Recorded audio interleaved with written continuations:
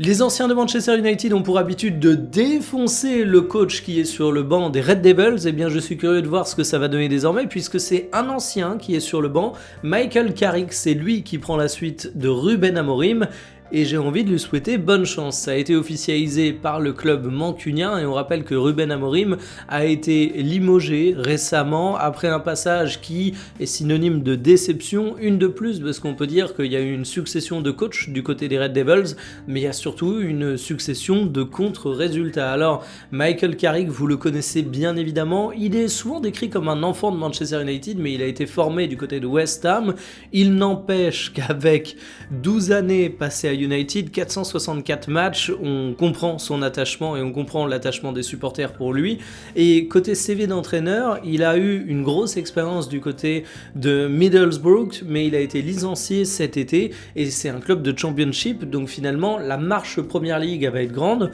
surtout que tu rentres pas dans n'importe quel club, tu rentres à Manchester United, un club où tu as de grandes attentes, un club où tu as un grand challenge, un club où la pression est absolument monumentale. Alors moi je l'ai pas vu évoluer en championship, mais j'ai lu pas mal de choses sur sa manière de fonctionner et ce qu'a l'air de ressortir de manière assez unanime, c'est que c'est un entraîneur qui peut s'adapter au cours des rencontres, n'est pas forcément un grand dogmatique à l'exception d'une chose, il aime construire par la base, ressortir le ballon proprement et derrière déployer son jeu de cette façon. Il est décrit également comme très calme au cours des rencontres et comme étant un bon pédagogue pour transmettre les consignes tactiques à ses joueurs. Alors on verra ce que ça donne du côté de Manchester United, une chose est sûre, même s'il y a une cote de sympathie et il commence avec ça, c'est un bel avantage, ça reste un grand pari. Après, vu la situation de United, un pari ou un autre, j'ai envie de te dire,